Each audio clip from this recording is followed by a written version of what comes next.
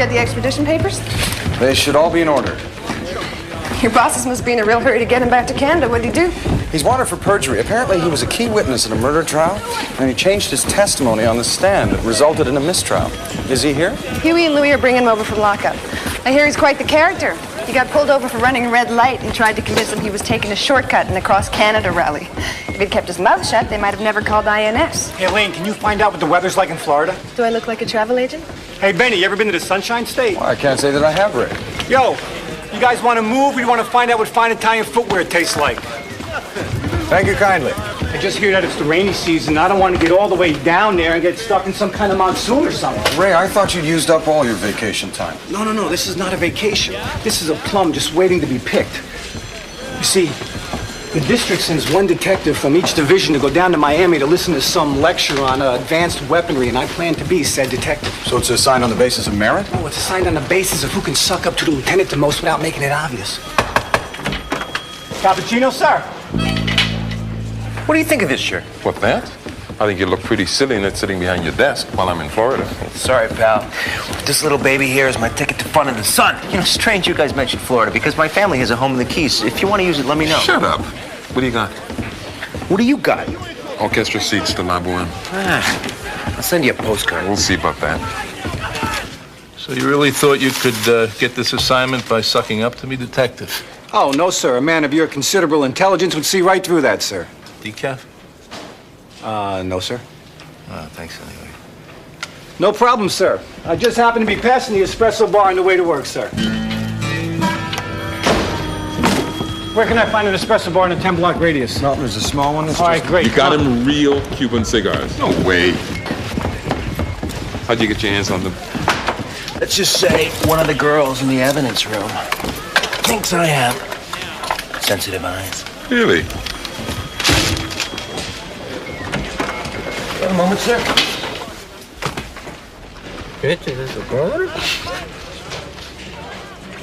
Oh, hey, come on, man. He didn't mean it literally.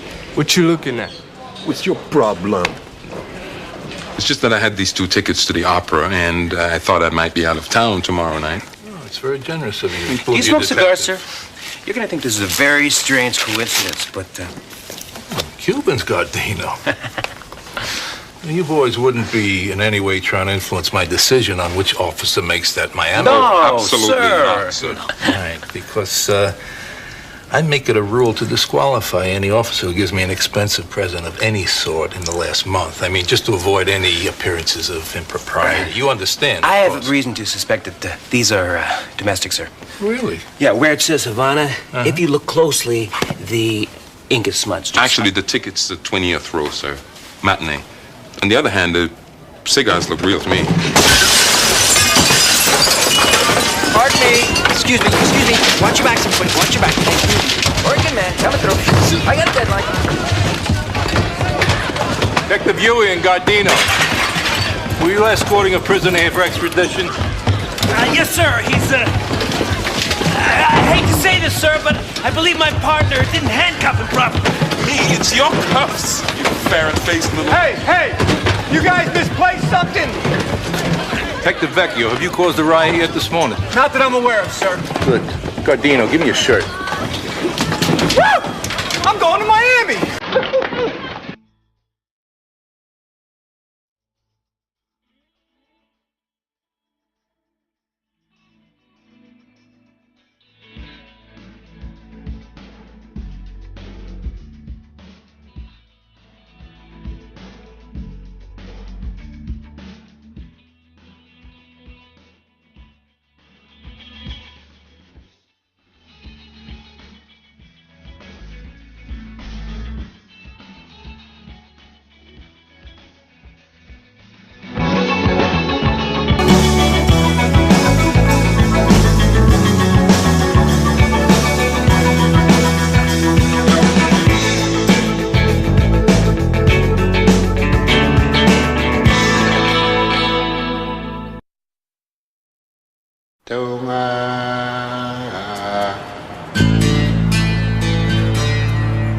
I have 2 days to drive down there, 1 day at the lecture, and 2 days to drive back. That's 5 days out of which 3 I gotta spend on the beach.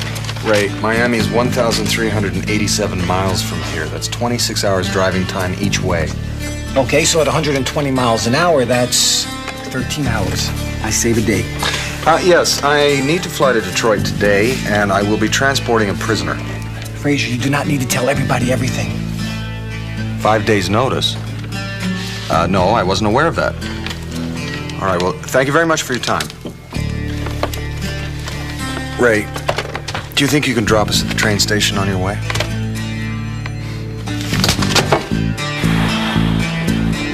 You know, you are wasting Canadian taxpayers' dollars, okay? Because you're gonna get me there, they're gonna take one look at me, they're gonna say, you got the wrong guy, and then they're gonna let me go. Don't talk to him, he's calculating. Okay, so at 95 miles an hour, how long is it gonna take? I can't tell you that, Ray. It would recklessly endanger the lives of thousands of motorists. Okay, so say 90. Good morning. Constable Benton Fraser, RCMP. I called earlier to inquire about transporting a prisoner to Windsor, but your lines were busy. You want to transport a prisoner? Wanted for train robbery, murder, wanted escape from maximum security prison. I'll be no trouble at all. Well, I can't very well gag him, Ray. Frazier, this man is not your problem. He's an accused felon and a compulsive liar. I am an innocent victim of circumstance. Shut up! You know what your problem is, Frazier? You can't go around compulsively telling people the truth. They just don't want to hear it. Hey, see, there I'd have to disagree with you. Shut up! Hey, Bank of Illinois. My dad owns that, you know. Well, part owner. I mean, he orchestrated the whole deal, to tell you the truth. I mean, the Rockefellers used to own it, then they bought it. But I'm telling you something, that has been one hell of an investment. Because in the mid-'60s, there was a little bit of trouble there. But I'll tell you, right now with the EC and everything going on, he's really doing well. Shut up!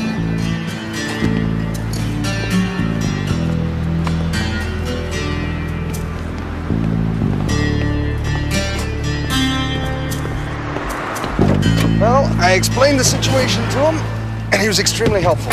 Did he rent you a car? No, but he doesn't have any. What do you mean he doesn't have any? There's got to be 100 cars in this lot. Unfortunately, they're all reserved. I didn't realize Spiro Agnew's birthday was that widely celebrated. Also, I thought it was in November. You know, my mother had an affair with Spiro Agnew. It was all hushed up, of course, which is why they wouldn't let me in the Secret Service.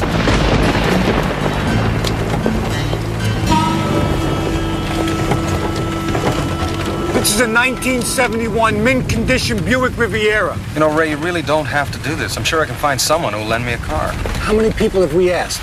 Well, basically everyone I know. It does seem rather curious that they've all decided to leave town at exactly the same time. It uses top-octane fuel, 20-weight oil. Ray, this is silly. How are you going to get to Florida? I'll fly. It'll be worth the $600 to get rid of you. Are you aware that the gas tank in this particular make of car explodes on impact? You want to ride in the trunk? Ray, you know, I appreciate this offer, I really do, but you have some kind of special bond with this vehicle. Now, I'm not saying I understand it, but I do respect it. Shut up before I change my mind. Now, in the care and operation of this vehicle, there is one thing to remember and hold above all else. Never, I repeat, never used a lighter. Of all the original parts in this car, it was the most difficult to replace. It took me 7 years to find that lighter, and since I've owned it, it's never been depressed. Then how do you know it works? I know in my soul. Do not adjust the passenger seat, open up the glove box, or use anything other than the preset radio buttons. I'll take good care of your car, Ray. Don't worry about a thing. Really. One final piece of advice. The man sitting across from you is a felon. Accused. Accused. Do not trust him, do not talk to him, do not listen to him. And most of all, do not think of him as a human being. Think of him as a parcel that needs to be delivered, and you will be okay. Do you understand? I'll do that, Ray. And have a nice trip. Thank you, Ray. Thanks. Bye-bye. Oh, Ray. What's the best way to get to the I-90 from here? Oh, don't worry, I know. I'll show you. Thanks, Ray.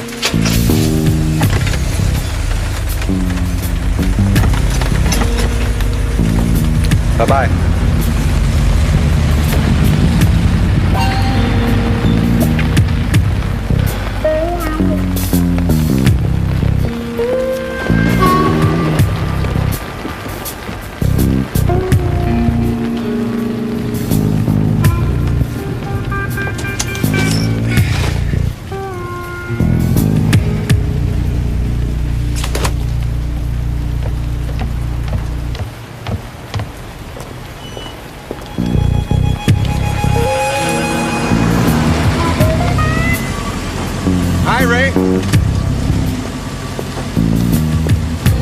How How far is it from Windsor to Miami? Ray, this really isn't necessary. Just answer the question. 1,314 miles. Okay, we drop the guy off, you take the bus back, and I'm only 4 hours behind schedule. Well, not quite. 4 hours and 20 minutes. You still have to pick up Diefenbaker.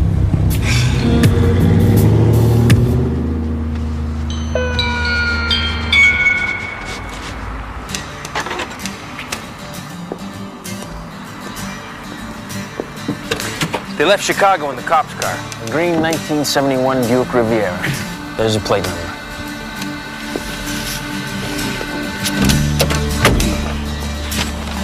They'll be taking the interstate. We should get to them before they reach Battle Creek.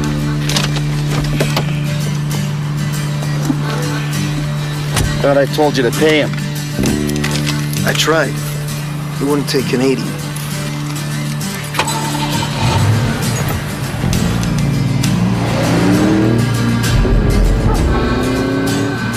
What do we have left in the cooler? Sandwiches are for later. Well, can I have a pop?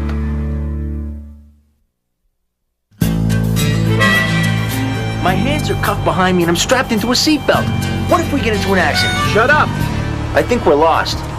Are you sure you know where we are? Yeah, halfway between freedom and incarceration. Now you keep your eye on that map. I want a state-by-state countdown until we get to Winnipeg. Windsor. Yeah, like there's a difference. Damn, I should have brought the snow chains. Do we really gotta cross the border? Yes, Ray. Although, you know, I imagine they'll have a dog sled at the bridge in case we should get stuck. See? That's some kind of facetious Canadian humor. The kind of thing that must really knock them dead up around a bait house in Newfoundland. Sorry, Ray. Would you back off? Get off me. What is he, deaf? Yes. You know, I think he feels sorry for you. He senses you're in some kind of trouble. He'd like to help. You see, wolves have a very difficult time understanding the idea of incarceration. Undo my seatbelt. Yeah. But they do understand the law, don't they, Diefenbaker? So, Ray, once you drop us off at Windsor, your trip to Miami should be fairly simple. You take Highway 18 west toward Leamington, then catch the ferry. Ferry? Is Florida on an island? No, this is the shortest way across Lake Erie. You know, you might want to call ahead for the schedule. What's a schedule?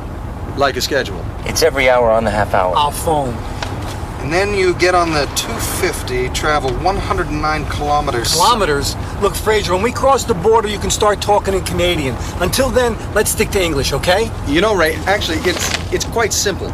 Converting kilometers to miles, you simply multiply by 5/8, so 109 kilometers would obviously be 68th and an eighth miles. Well, strictly speaking, it would be 67.69 miles. But still, the 5/8 rule is a very handy general guide. You know, I know the guy who invented kilometers. And then from Milan, which parenthetically most people tend to mispronounce as Milan, you would stay on the 250 through Norwalk and... I go south, okay? That's all I need to know. I go south. I have to go to the bathroom. Well, you can go in Canada. Ray. No, I understand. You know, my father used to hate this stuff. I remember once driving through Peru to a peace conference in Machu Picchu. You know what, McDonald? I don't think you ever had a father. Were you driving from Ayacucho or from Cusco? Actually, no, from Lima. Oh. How fast are you going, Ray? Not fast enough.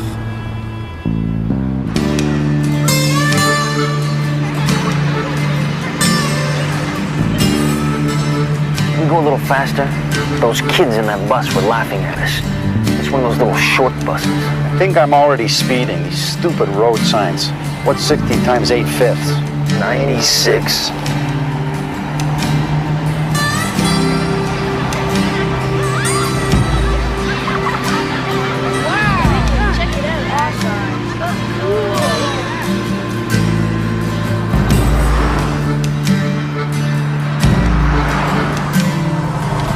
Ray, I think that was a state trooper traveling in the westbound lane. This is the US of A, Fraser. Cops do not ticket other cops. Now just keep your eye on the map.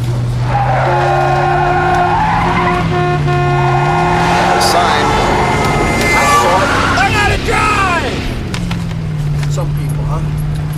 Well, perhaps they weren't expecting someone to come up behind them at roughly 93 miles an hour, Ray. Hey, isn't that what defensive driving is all about? Assuming that the other guy's gonna do something stupid? Whew, that did it. My kidneys are gone. We have to find a washroom. We don't have washrooms in America. We have restrooms. The minute I see a sign that says washroom, we'll pull over. What are you doing? Well, I thought I'd read That's the original manual. Do not open that. You've never read this? No, I've never cracked its spine. I cracked my spine once. No one's listening to you and no one cares. Punctured a kidney, which is why I need to... Shut up, which is why you need to shut up. We'll stop when we need gas. Oh, we're gonna stop before that. Want to bet?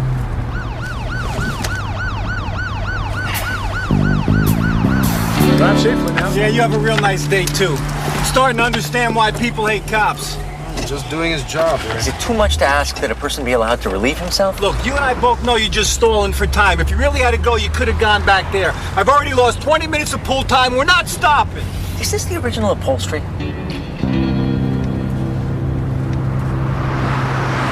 It's really quite simple. To convert from miles to kilometers, you simply multiply it by 8/5. So the 55-mile-an-hour limit obviously converts to 88 kilometers per hour. I appreciate the warning, officer. You folks have a nice trip. Thank you, officer.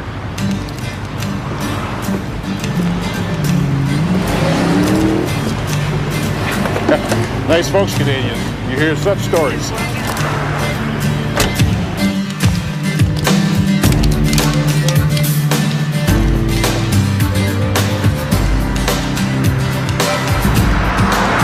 Not happening. There's too much pressure. You got 10 seconds before I start pumping bullets through this door. This really is not a conducive atmosphere for what I'm trying to accomplish here, okay? Perhaps if you tried running the water. Do you have helpful hints for everything? It's really not my fault. I've got a bit of a sharp line.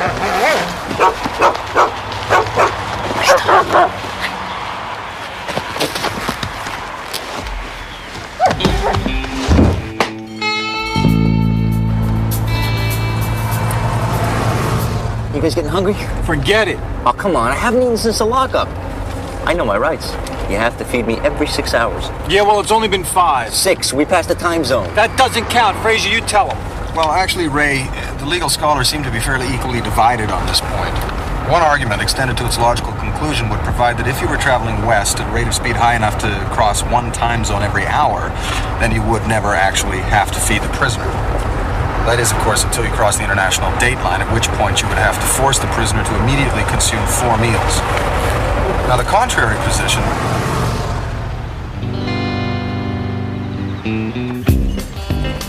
All right, you got 10 minutes to eat unless there's a time zone between here and the counter. I don't believe this. I've been looking for this place for 15 years. My dad and I used to come here all the time. That's our booth, right? That was our booth. Yeah, well, from now on, we'll call this our counter. Grab a stool. This is it, officer, right here. I don't know how it happened, really. I mean, 1 second it was just fine. The next thing you know, his throat just closed up on him. I got lucky because I just managed to puke it up all over the table. Look, look, look, look. There's still pieces on the chair right there. Sir, take off your pants. You're sitting in evidence there. He's not telling the truth. No, we have no need for your pants. Perhaps I should follow them. Tell them there's no danger. I'll send him a postcard. Come on, let's sit down and eat. Hello. Yellow. Yo, miss. This place hasn't changed a bit. See, my dad was a sales rep, so 3-4 times a year we had to go to South Bend. Oh, miss. Excuse me, miss. Miss. Yo. So we'd leave Kitchener at the crack of dawn. By the time lunchtime came around, I mean, I was starving. And, you know, you'd always want to stop someplace else, but I'd say no. I wanted to wait till we got here because it's like our place. Curious? If you'd taken the interstate, I would have thought you'd be here in about 5 hours. Frazier, the man is lying. It's just another story. You want to do something useful? Throw a flying tackle into the waitress the next time she passes. Hey, can we order here? They make the best pancakes in the world. They used to have this turntable right in the middle of the table with 6 different types of syrup. Air conditioning, blasting. The syrup was always warm. It's odd. The windows face north. You boys ready to order? No, let's go straight for the check. What's the fastest thing on the menu? I'll have the blueberry pancakes. No pancakes. Oh, of course you have pancakes. You see pancakes in the menu? Right, hamburgers all around. Look, do you think you could ask him to make me some pancakes? I used to come here when I was a kid. Then you'll know we've never served pancakes. You want everything on them? Yeah. I hate pickles. Pick them off.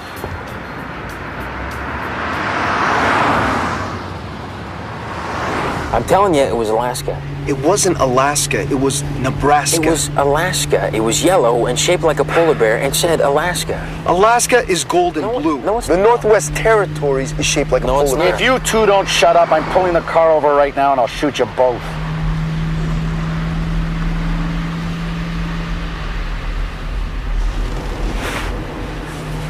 I got him. This better be Illinois plates on a Buick Riviera.